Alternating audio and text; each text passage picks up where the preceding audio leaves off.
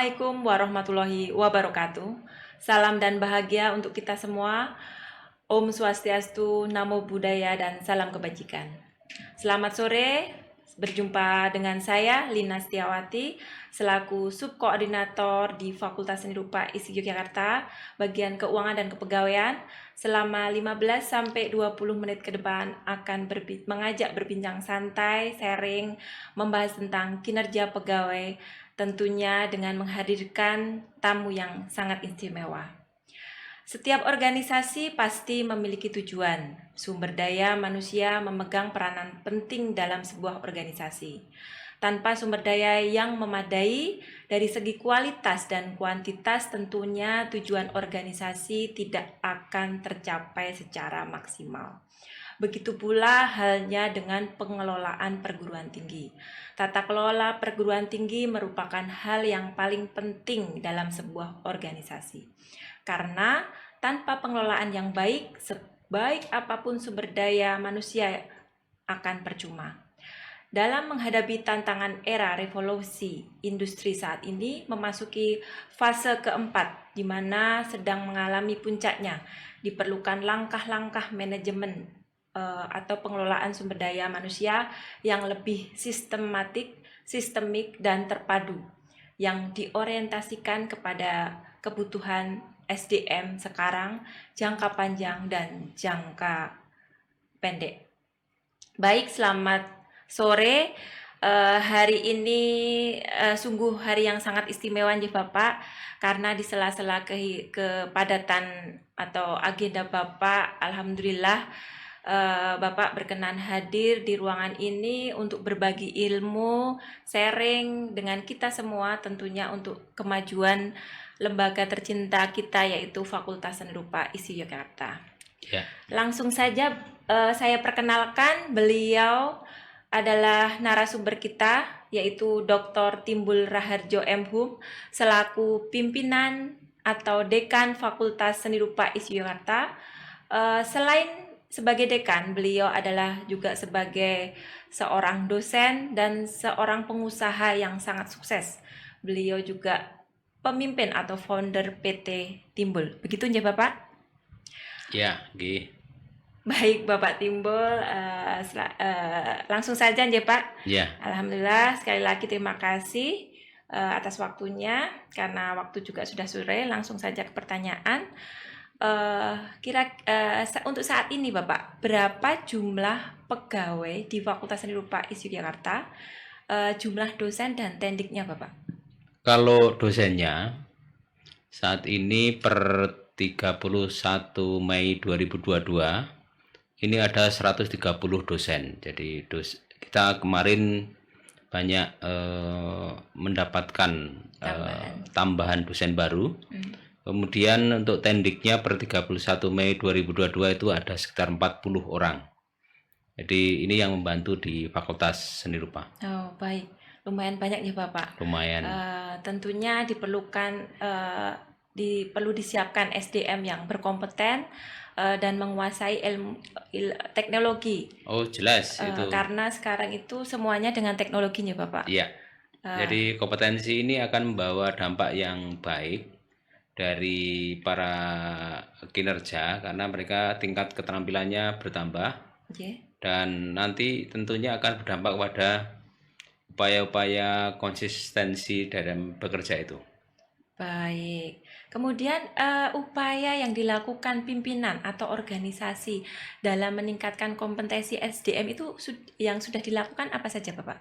Ya, kita mengirim mereka untuk belajar ya, terutama diklat bagi para tendik, kemudian para dosen itu bisa diberikan kesempatan untuk sekolah lagi. Kemudian ada upaya-upaya lain seperti bagaimana meningkatkan kemampuan penulisan. Buat dosen ya Bapak? Ya, buat dosen. Bagi tendik juga kemampuan dalam mengelola sebuah bidang yang mereka tangani. Misal pelatihan gitu ya Bapak? Ya, pelatihan pegawai sesuai dengan bidangnya. Kita juga mengirim ke diklat-diklat PLPT PLPT yang kemarin kita juga kirim ke sana untuk belajar bagaimana menata ruang, Studio berarti ya nggih. memanajemen sebuah studio itu cukup efektif juga. Oke. Mungkin dengan kerjasama gitu Bapak, itu bisa meningkatkan kompetensinya atau studi banding gitu bisa nggak Bapak? Itu sebenarnya bisa. Studi banding itu biasanya kan hanya beberapa hari ya, tapi pengetahuan tentang apa namanya, tentang ilmu yang didatangi karena studi banding ya, Nggih. itu juga memberikan dampak yang positif karena mereka akan bertanya-tanya, wah ini kok lebih baik daripada di sana, saya kan Nggih, seperti itu gitu membandingkan ya. ya. Oke. Iya. Ya, luar biasa nggih Bapak, ternyata di Fakultas Seni Rupa ini telah melaksanakan manajemen SDM yang sangat baik. Semoga tujuan, visi dan misinya dapat terwujud. Lanjut ya Bapak. Jadi Mengapa perbaikan mungkin perbaikan itu perlu dilakukan, perbaikan mungkin dalam meningkatkan kompetensinya itu. Perbaikan-perbaikan itu sangat perlu dilakukan itu untuk meningkatkan dalam meningkatkan kinerja itu, mengapa Pak? sebuah organisasi tentunya akan berhasil apabila di semua lini termasuk SDM ini memiliki pertama kompetensi, kedua bagaimana bentuk kerjasama antar bagian. Artinya bahwa mereka bisa bekerja dengan baik apabila mereka berkompetensi yang cocok. Kemudian pimpinan juga memberikan kesempatan-kesempatan mereka untuk melakukan sebuah upaya baru agar supaya bidang itu semakin lebih baik. Meningkatkan kinerja tentunya, Iya, tentunya. tentunya akan meningkatkan kinerja. Oke, berarti kuncinya setiap SDM itu harus mempunyai kinerja yang tinggi agar dapat tujuannya dapat tercapai. Iya, betul. Kemudian siapa yang melakukan upaya perbaikan tersebut, Bapak? Upaya perbaikan sebenarnya dari atas dan bawah. Dari terstruktur berarti Ya, terstruktur. Jadi tidak bisa upaya perbaikan itu hanya dilakukan dari pimpinan saja, tetapi juga dari bawahan. Sebenarnya saya menggunakan dua arah ya, dua arah. Jadi atas ke bawah juga informasi dari bawah ke atas. Kadang-kadang kita tidak paham tentang kondisi real di lapangan atau detail-detail yang selama ini tidak kita ketahui. Itu kan perlu disampaikan biar mereka perbaikannya itu lebih mengena gitu loh. Oke, baik. Berarti lebih terstruktur ya Iya, Bapak. betul. Jadi karena pimpinan itu tentunya harus menjadi role model ya, atau toladan atau panutan bagi Ya, pengikutnya. mestinya begitu. Ya. Ya Bapak, lanjut saja. Kemudian bagaimana bentuk pertanggungjawaban kinerja pegawai yang ada di Fakultas Seni Rupa ISI Yogyakarta ini Bapak? Pertanggungjawaban setiap pegawai antara tendik dan dosen tentunya berbeda nih Bapak. Berbeda. Jadi kalau di bentuk pertanggungjawaban kinerja pegawai di Fakultas Seni Rupa itu pegawai menyusun namanya SKP ya, sasaran kinerja pegawai sebagai setiap awal tahun dan melaporkan realisasi kinerjanya setiap akhir tahun. Jadi kemudian pada hasil dari realisasi itu akan dinilai oleh pejabat penilai. Ya, tetap ada mekanismenya seperti itu. Dan atasan juga menilai. Jadi memang kita coba untuk dari berbagai bagian itu secara melekat dinilai. Misalnya, Bapak, mungkin dosen di Murni berarti yang menilai ketua jurusannya. Kemudian dinilai lagi oleh pembantu dekan. Pembantu kalau satu Bapak. Pembantu kan satu. Otomatis. Oke. Kemudian untuk tendik Bapak? Untuk tendik bentuknya adalah mengisi ya. Jadi untuk tendik itu lebih lebih sekarang kan baru gitu ya. Itu mengisi sistem informasi kinerja pegawai secara online dalam bentuk log harian. Berarti sehingga pada akhir bulan itu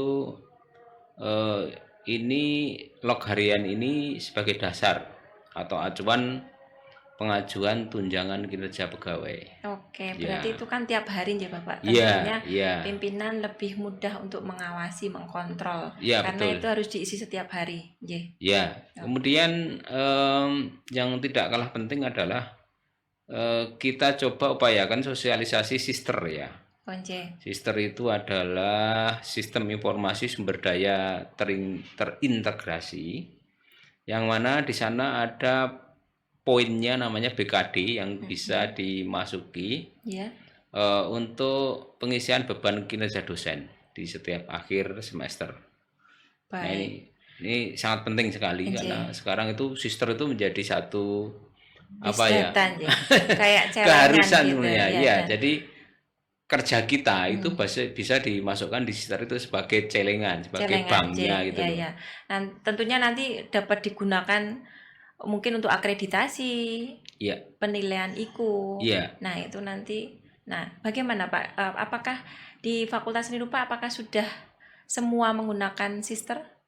Eh, insya Allah ya, ini tinggal beberapa aja, tetapi paling tidak 90% sudah mengenal sister. Hanya pegawai-pegawai baru gitu Nggih, yang karena belum mempunyai mempunyai akun. NIDN. Ya, Iya, betul. karena syarat bisa mengakses sister itu harus mempunyai NIDN. Iya. Jadi bagi pegawai yang masih CPNS tentunya belum bisa menabung atau portofolionya belum bisa diberikan di Di sister. situ. Nah, mungkin ada aplikasi lain Bapak untuk menampung itu tadi, kan itu kan untuk bagi yang dosen yang mempunyai NIDN. Nah, untuk yang CPNS itu pakai aplikasi si Simpek ya Bapak kayaknya. Ya, SIPEK itu secara otomatis itu program dari Jakarta ya, Kemenristek. Itu juga secara otomatis SIMPEK itu langsung program yang lama yang Iya. sudah up to Iya, date. nggih. Sister ini kan baru, Mbak. Nggih. Baru, jadi masih karena rumah-rumahnya atau fitur-fiturnya itu banyak, sehingga kadang-kadang sistem ini perlu juga disosialisasi kepada mereka. Iya, harus Kalau rutin SIMPEK itu ya. agak simpel. Iya, Ya, karena setahu saya itu masih tingkat perguruan tinggi Bapak. Jadi Iya. masih ini. Alhamdulillah sudah tertib nih Bapak. Berarti karena sudah sesuai dengan surat edaran Menpan RB tentang penyusunan SKP oh iya. dan penilaian kinerja PNS tahun 2021 tentang SE Dirjen Dikti tentang implementasi sister. Berarti alhamdulillah kita sudah tertib nih Bapak. Nggih. Iya. Kita sudah tertib. Ya. Nggih. Semoga. Alhamdulillah. Sekarang lanjut ya Bapak. Apakah pimpinan melakukan pemantauan atau pengawasan terkait kinerja pegawai dan melakukan evaluasi?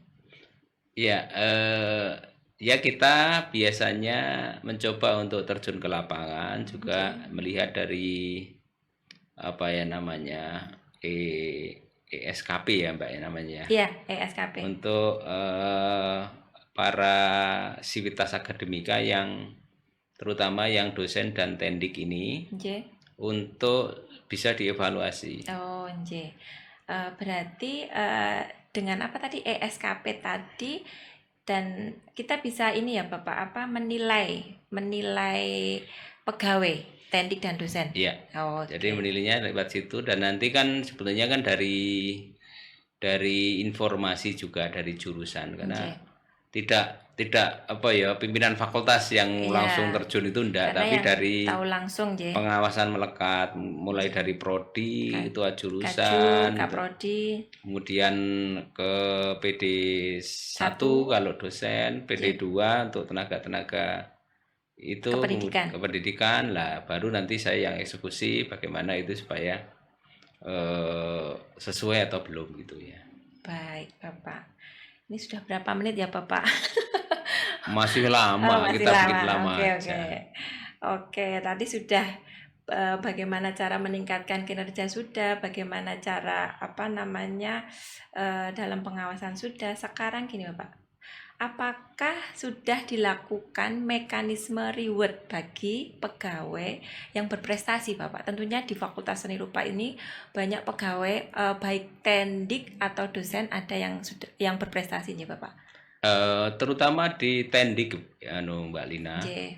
Jadi tendik ini kan kinerjanya tentunya di sana yang namanya pegawai itu kan kita harus bagaimana pintar-pintarnya mengatur itu ya, mengatur supaya mereka bisa bekerja dengan baik, konsisten dan lain sebagainya. Biasanya kita adakan semacam diskusi ya. Oh ya. Misalnya di pagi hari kita coffee morning. Wih, mantap. Kemudian kita kasih reward mereka yang kira-kira rajin gitu ya. Wah. Artinya itu sebagai percontohan teman-teman lain Untuk supaya termotivasi bekerja lebih kuat, lebih Oke. gerak. Kemudian untuk dosennya kita coba untuk memberikan stimulan-stimulan yang berupa memberikan semangat, memberikan peluang untuk sekolah, memberikan peluang untuk bantuan studi supaya mereka itu studinya juga cepat. Karena begini Mbak, sebuah organisasi itu kalau hanya dipikirkan oleh seseorang itu juga tidak mampu kalau seseorang itu tidak bisa nyelondoi ya istilah Jawanya ke bawah. Jadi sistem kami yang kami kembangkan juga kita mengacu pada kolektif kolegial. Artinya apa yang diputuskan di atas juga dikerjakan dengan baik di bawah. Dan di bawah juga harus ikut yang di atas. Ibaratnya kalau misalnya orang yuk kita berjalan ke barat ya ke barat semua. Jangan sampai yuk diajak ke barat ada yang ke timur. Ya itu juga menjadi persoalan di dalam bekerja sama. Artinya secara organisatoris tidak diuntungkan. Mungkin secara pribadi untung karena dia wah aku jadi pegawai gini aja. Itu merugikan organisasi. Iya. Bukan posisi nyaman gitu. Iya. Jadi kalau mau bagus yaitu dia sendiri meningkatkan untuk pribadinya tapi juga meningkatkan untuk organisasinya. Betul. Misalnya sekolahnya sampai S3 misalnya ya. Itu fungsinya adalah secara organisasi kita diuntungkan. Secara pribadi juga untung tentunya. Jangan sampai kemudian macet S2 sajalah atau S1 sajalah masuk ke tendik repot. Iya. Luar biasa ya Pak, sangat inspiratif dan tentunya dapat memotivasi pegawai untuk terus bersemangat lagi untuk berkinerja lebih baik serta menguasai teknologi informasi tentunya. Oh jelas, sekarang wajib karena kita mengikuti perkembangan zaman seperti itu Mbak. Kalau kita tidak melek teknologi itu juga menjadi persoalan. Baik. Sekarang lanjut ke ini ya Bapak, apakah terdapat inovasi untuk meningkatkan kinerja? Tadi sudah nih Bapak, inovasinya. Ya inovasi ini dulu pernah ada ini Bapak untuk dosen yang pelatihan Scopus itu?